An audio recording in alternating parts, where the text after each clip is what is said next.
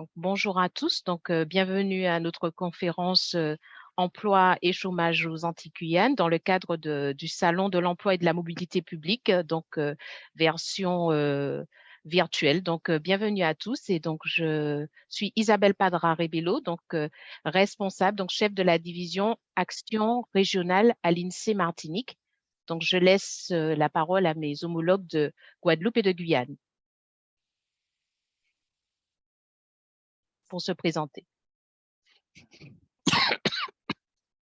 Je vais poursuivre. Bonjour, c'est Jean-Luc Popote, donc chef de la division Action régionale au service territorial de l'INSEE en Guadeloupe.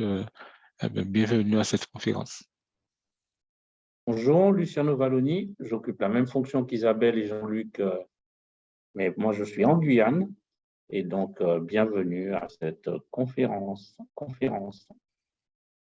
Donc, nous allons je vais partager mon écran et nous allons commencer la conférence. Donc, je propose de couper les caméras pour améliorer la qualité. Merci à tous.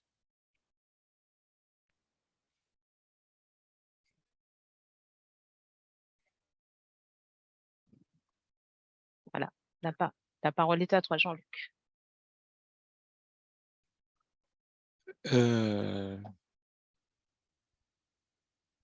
Donc, nous allons parler dans ce diaporama de l'emploi et du chômage aux Antilles-Guyane. Donc, on va, dans un premier temps, faire un contexte national et régional.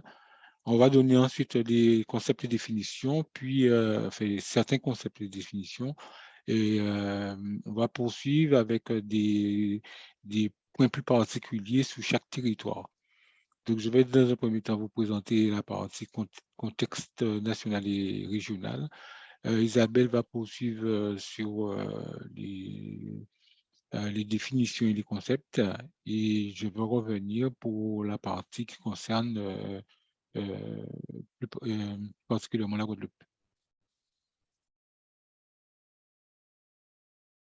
Donc, en ce qui concerne le contexte national, donc au niveau national, la situation sanitaire et les problèmes d'approvisionnement perturbent certains secteurs. Donc, c'est également le cas à notre niveau, hein, en Guadeloupe.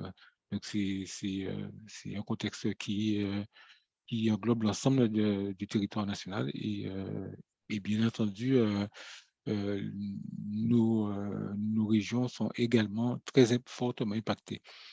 La consommation des ménages continue encore, enfin, donc là, on est sur du 2021, continue à progresser malgré l'inflation.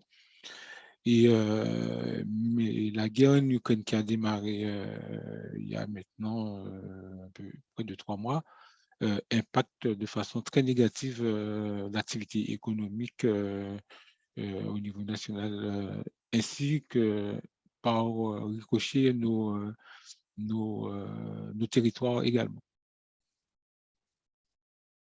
Est-ce qu'on ça, oui. Donc, aux Antilles-Guyane, le contexte plus particulier des Antilles-Guyane, c'est en ce qui concerne la démographie. Bon, la Guadeloupe et Martinique perdent des habitants, donc la population diminue. Et non seulement cette population diminue, cette population a tendance à vieillir. Au niveau de ce qu'on a constaté en 2021, c'est surtout l'énergie et l'alimentation qui ont soutenu l'inflation des prix. Et l'activité économique a été, en plus des conflits qu'on a vus pour le contexte national, a été également perturbée par des conflits sociaux, notamment en Guadeloupe et en Martinique, en lien avec la crise sanitaire. Voilà. Isabelle, je te laisse poursuivre. Merci, Jean-Luc. Donc, on va vous présenter donc quelques concepts et définitions, notamment tout ce qui concerne donc la population sans emploi. Donc, en fait, il faut savoir qu'une personne est sans emploi si elle est au chômage ou inactive. Donc là, vous voyez le petit schéma juste à l'écran. Donc là, vous voyez que la population sans emploi comprend les chômeurs et les inactifs. Donc, et la population active, ce sont tous les actifs qui ont un emploi et les chômeurs. Donc là, on vous fait un petit rappel du taux de chômage, comment on le calcule. Donc le taux de chômage, c'est le rapport entre le nombre de chômeurs et sur le nombre de personnes actives. Donc, comme vous voyez, donc les personnes actives qui sont soit en emploi, soit au chômage ou au chômage. Alors, une petite définition de ce qu'on appelle le halo du chômage. En fait, il faut savoir qu'on a certaines personnes qui sont proches du chômage, mais qui ne remplissent pas tous les critères pour être classés comme chômeurs au sens du Bureau international du travail. Donc, ces personnes font partie du halo autour du chômage qui englobe l'ensemble des personnes inactives au sens du Bureau international du travail, mais qui souhaitent travailler. Donc là, vous avez un petit schéma qui vous représente ce fameux halo. Donc, on va juste un petit peu rentrer dans le détail pour comprendre de qui ça se compose. Donc, ce sont des personnes sans emploi et qui souhaitent travailler. Donc là, on a, par exemple, les personnes qui sont non disponibles et qui sont malgré tout à la recherche d'un emploi. Donc, on peut prendre l'exemple des étudiants qui sont encore en formation. Nous avons donc les personnes qui sont non disponibles et qui ne sont pas à la recherche d'un emploi. Donc là, on retrouve les parents au foyer. Et on a dans ce halo du chômage, donc ce sont les personnes autour de ce chômage on a les personnes qui sont disponibles, mais qui ne sont pas à la recherche d'un emploi. Donc, ce sont aussi des personnes qui sont un peu dans une situation de désespoir, donc les personnes qui n'espèrent plus trouver un travail. Donc voilà, c'est ce qu'on appelle ce fameux halo autour du chômage. Donc, je vais laisser la parole à Jean-Luc pour la partie Guadeloupe. Mais, OK. Alors, en ce qui concerne la Guadeloupe, donc, on va parler d'abord de l'emploi et on va terminer par le chômage et la demande d'emploi. Donc, en ce qui concerne l'emploi salarié progresse en 2021, mais à un rythme beaucoup moins fort qu'au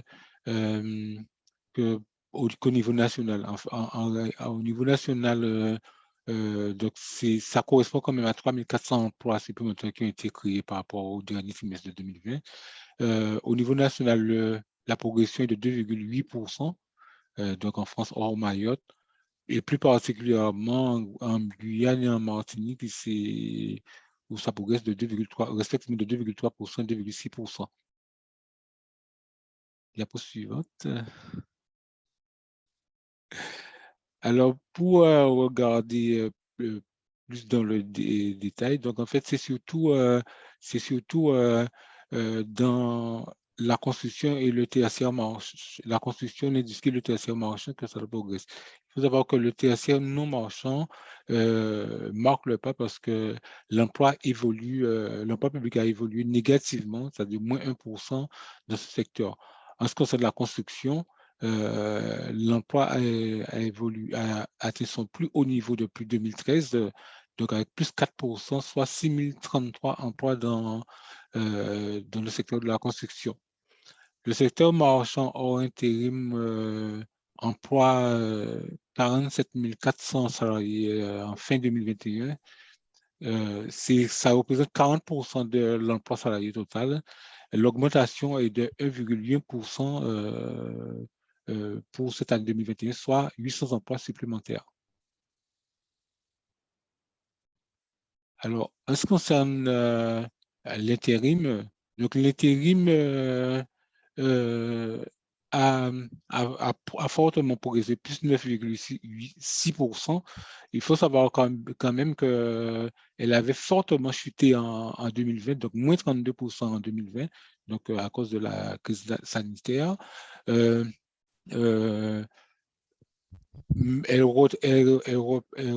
rattrape ce niveau avec plus, enfin, elle rattrape pas encore le niveau avec plus 9,6%, même si l'évolution a été un petit peu moindre au dernier trimestre 2021 parce qu'on avait atteint 2440 emplois au troisième trimestre, et là, on est redescendu à 2383 emplois, donc ce qui représente au total pour cette année 2021, 208 emplois supplémentaires par rapport au dernier trimestre 2020.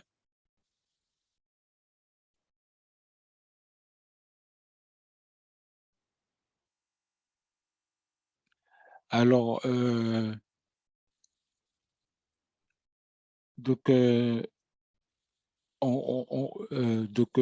comme je le disais, donc, on a atteint un maximum depuis le confinement au troisième trimestre 2021 et on a atteint un léger repli de 2,2%, de moins de 2,2% au troisième trimestre 2021.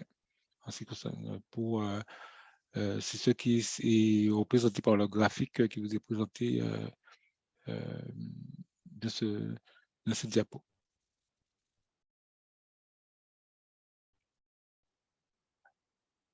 Alors, l'emploi au sens du BIT, dont Isabelle vous a donné la définition tout à l'heure. Donc, l'emploi au sens du l'emploi au sens du BIT atteint 146 000 personnes en 2021. Le taux de chômage, qui est le rapport, bien sûr, du nombre de chômeurs sur le nombre sur cette population active, est de 17%, soit 60 310 personnes. Donc, c'est une légère baisse par rapport à 2020,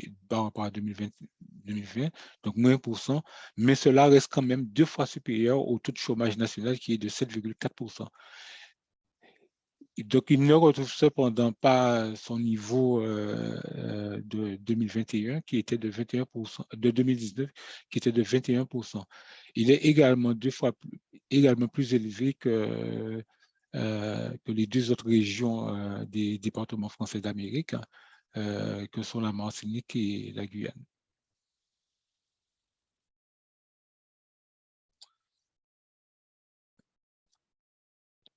Alors, la demande d'emploi, donc on a vu que le taux de chômage est en baisse de 3,9 points, mais 3,9 points par rapport à son taux d'avant la crise, donc par rapport à 2019. En ce qui concerne la demande d'emploi, elle baisse de 1% par rapport à 2020. Les femmes ça baisse plus du côté des femmes, moins 1,3% que du côté des hommes, où ça baisse de 0,6%. Mais il faut savoir toutefois que les femmes représentent 58% des demandeurs d'emploi. Et cette baisse profite principalement aux 25-49 ans qui sont la tranche la plus représentée de ces chômeurs. Donc, la tranche est 25-49 ans baisse de 3,3% en 2021. Les demandeurs d'emploi de longue durée, donc plus d'un an, il y a 34 340 personnes qui sont concernées en Guadeloupe en 2021. Ça représente 57%, toutefois, tout de même 57% des demandeurs d'emploi. Donc, voilà, c'est à peu près tout ce que j'avais à dire sur l'emploi, le chômage et la demande d'emploi en ce qui concerne le territoire de la Guadeloupe. Merci Jean-Luc. Je laisse la parole à Luciano. La parole est à toi. Oui, merci. Donc, on peut avancer. Donc, l'axe de la présentation que je vais vous faire, elle est axée sur le chômage et sur la différence qu'il existe dans les mesures, on va dire, existantes du chômage. Alors, c'est vrai qu'Isabelle et Jean-Luc, quand vous parlez du chômage au sens du BIT, pardon, c'est la mesure, c'est la définition qui permet de comparer entre territoires au niveau national, mais aussi entre les différents pays à l'international. Donc, c'est une définition commune. mais il existe d'autres manières de mesurer cet indicateur. Donc, on a le chômage ressenti, c'est celui qui correspond aux personnes qui disent souhaiter travailler. C'est une mesure que l'on retrouve dans nos chiffres à l'INSEE, dans les données du recensement, où on interroge les ménages à ce moment-là, qui sont dans les logements recensés, et à qui on pose la question de savoir s'ils sont au chômage ou pas. Et fort souvent, ce que l'on constate, c'est que cette mesure est très largement supérieure à celle du BIT qui répond à une définition précise. Et puis, il y a une autre mesure, on va dire, du chômage, mais qui est plutôt, comme Jean-Luc l'a dit tout à l'heure, il en a parlé dans sa présentation, de mesurer la demande d'emploi. Donc, c'est une mesure qui est faite par Pôle emploi pour les chômeurs de catégorie A, B et C, où en fait, on mesure les personnes qui sont en demande d'emploi. Dans la suite. Et donc, pour la Guyane, on voit que en fonction de la définition que l'on va choisir, les valeurs diffèrent très fortement. Si on prend la source du recensement, sur l'année 2019, on avait 25 435 chômeurs, en tout cas de personnes qui se déclarent chômeurs.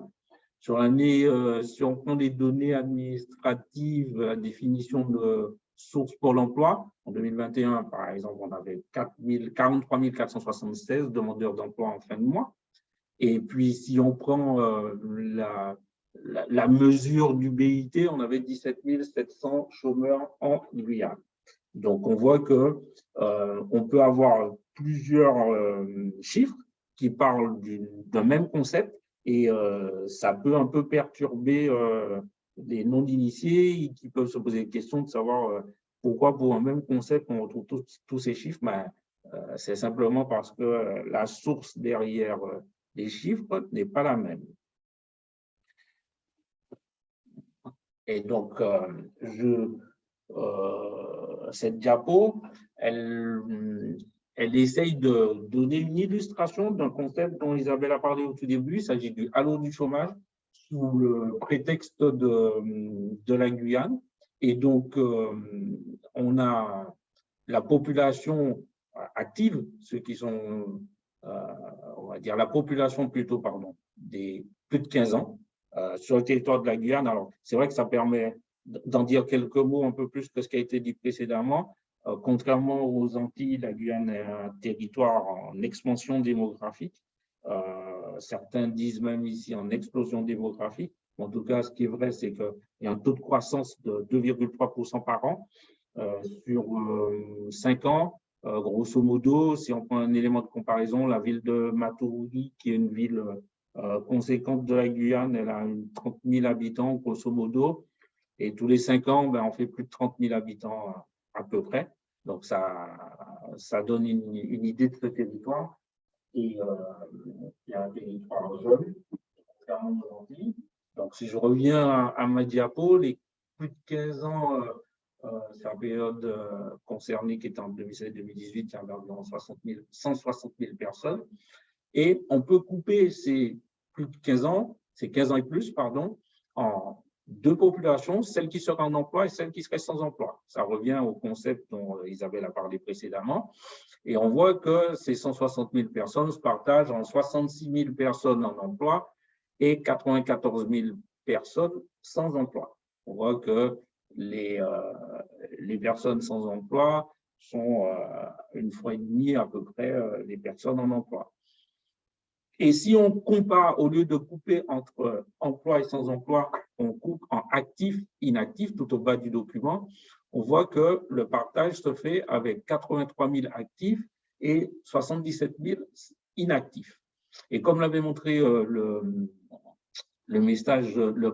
graphe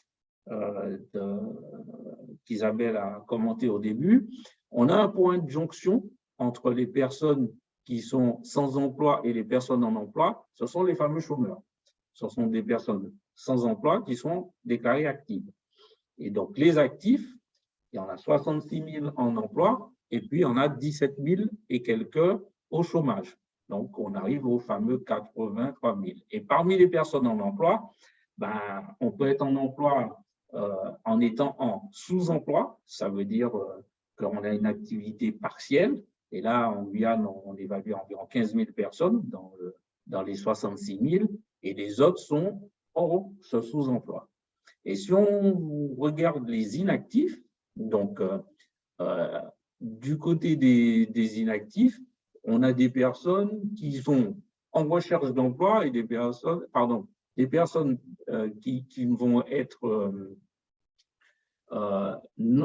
qui vont être en recherche d'emploi, effectivement, qui sont inactives, mais qui ne sont pas chômeurs, puisque, comme l'a dit Isabelle précédemment, ces personnes sont en recherche d'emploi, mais ne sont pas disponibles pour travailler. Donc, elles ne vont pas être comptées parmi des chômeurs, elles vont compter comme étant des inactifs. Et donc, elles recherchent effectivement un emploi, mais ne sont pas disponibles pour travailler. Ça existe. On en a environ 2000 dans notre lot. Ensuite, parmi les personnes qui ne recherchent pas d'emploi, ben, on va avoir des personnes qui souhaitent travailler et des personnes qui ne souhaitent pas travailler. Si on regarde les personnes qui ne souhaitent pas travailler, ben, c'est ceux-là qui sont inactifs hors du halo du chômage. C'est les plus nombreux parmi les sans-emploi. Et par contre, ceux qui souhaitent travailler, ben, ils vont composer le fameux halo dont Isabelle a parlé. Donc, on a vu qu'une première branche, c'était les personnes qui souhaitent travailler mais ne sont pas disponibles. Ensuite, on a les personnes qui sont disponibles mais qui ne recherchent pas d'emploi. Et enfin, on a des personnes qui ne recherchent pas d'emploi et qui ne sont pas disponibles pour travailler, mais qui pourtant déclarent souhaiter travailler. On a environ 6 000 personnes dans mon tableau qui sont dans ce cas-là.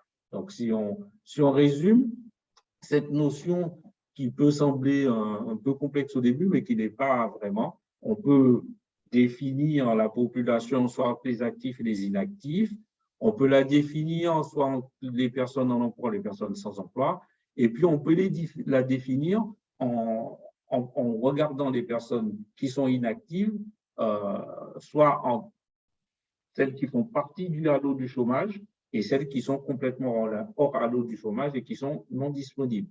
La question du halo du chômage est très importante sur ce territoire parce que nous sommes sur un territoire, comme j'ai dit, avec une dynamique démographique forte, une situation économique avec de nombreux, on va dire, rattrapages nécessaires, en particulier par rapport aux Antilles, parce que même si la dynamique économique semble plus forte chez nous en Guyane, ben, si on regarde le PIB, lui, il va être en croissance. Parce que je suis censé avoir… Rec. L'eau, il va être en croissance en Guyane, par exemple, le PIB plus fortement qu'aux Antilles. Par contre, si on regarde le PIB par habitant, il va être beaucoup plus fort aux Antilles qu'en Guyane. Donc, cette question du halo du chômage est importante parce que là, on trouve des gens qui sont un peu aussi dans l'économie informelle, des gens qui ne réussissent pas à travailler dans l'économie réelle, mais qui existent dans l'économie informelle. Je repasse la parole à Isabelle. Merci, Luciano. Donc, nous allons passer à la Martinique, donc en termes d'emploi et de chômage. Donc, tout d'abord, on va parler de l'emploi salarié. Donc, en Martinique, comme dans toutes les régions françaises, après une baisse du nombre d'emplois salariés en 2020, on observe que les recrutements repartent à la hausse en 2021. Donc là, vous le voyez sur le graphique qu'on vous a présenté. Et donc, ces effectifs salariés augmentent ainsi de 0,7% par rapport au trimestre précédent, ce qui représente 860 emplois supplémentaires.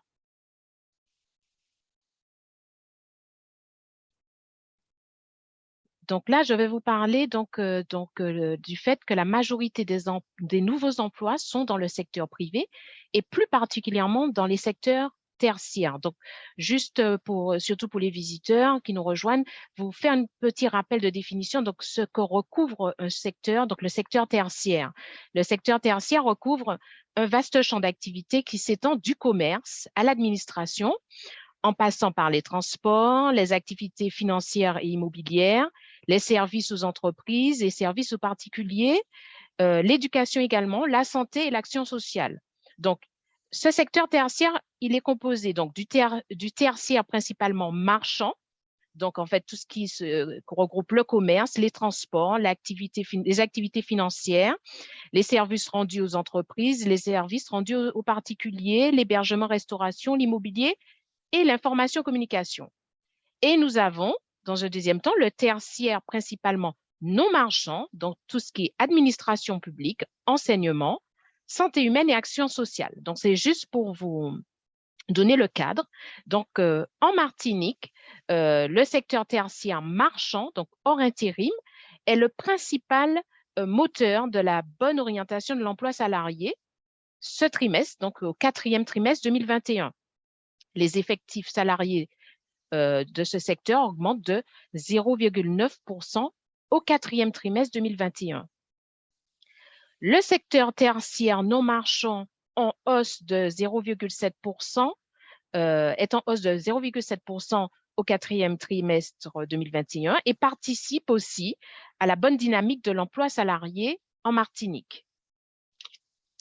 Dans le secteur de la construction, donc les effectifs salariés baissent de 1,4% au 4e trimestre 2021. Donc, ce recul limite les effets de la bonne orientation de l'emploi qu'on observe dans le secteur tertiaire. Et concernant donc le secteur de l'industrie, on voit que l'emploi salarié dans le secteur de l'industrie reste stable ce trimestre, donc moins 0,1%. Alors, concernant l'intérim, donc on voit qu'il y a une progression de l'emploi intérimaire. Donc, le secteur de l'intérim emploie désormais 2190 personnes au 4e trimestre 2021. Donc, soit 120 personnes de plus qu'au trimestre précédent, soit une augmentation de 5,6%.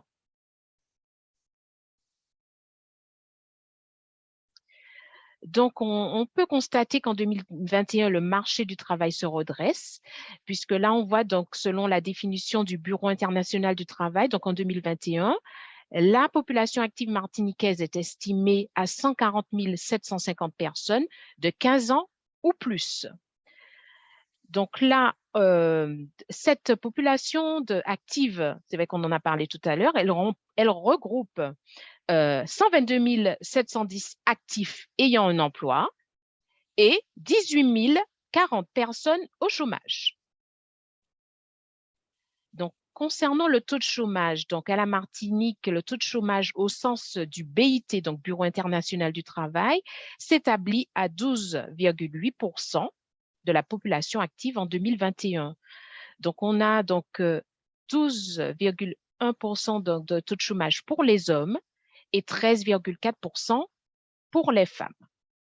Juste une petite information complémentaire, il faut savoir que les jeunes de 15 à 29 ans sont les plus touchés par le chômage avec un taux qui s'élève à 31%. Tout à l'heure, donc, on a parlé donc, avec mes homologues de ce fameux halo du chômage. Donc, à la Martinique, il représente 10,9% de la population de 15 à 64 ans. Donc, ce fameux halo du chômage. Donc, ça, c'est des données de 2021. Donc, pour terminer donc, sur les demandeurs d'emploi, donc on constate au 4e trimestre 2021 une baisse du nombre de demandeurs d'emploi en fin de mois de 2% par rapport au trimestre précédent. Et donc, les femmes sont particulièrement concernées par ce recul, donc moins 2,5% contre moins 1,2% pour les hommes. Donc, voilà pour cette partie présentation donc, de l'emploi et chômage aux Antilles-Guyane. Donc, nous allons laisser place pour quelques minutes à quelques échanges. Si vous avez des questions, je vais juste là arrêter le partage, ce qui nous permettra de nous voir en partie si on peut mettre les caméras pour certains ou ceux qui prennent la parole. Voilà. Donc, place aux éventuelles questions ou échanges. Donc, je vais inviter mes deux homologues à mettre leur caméra.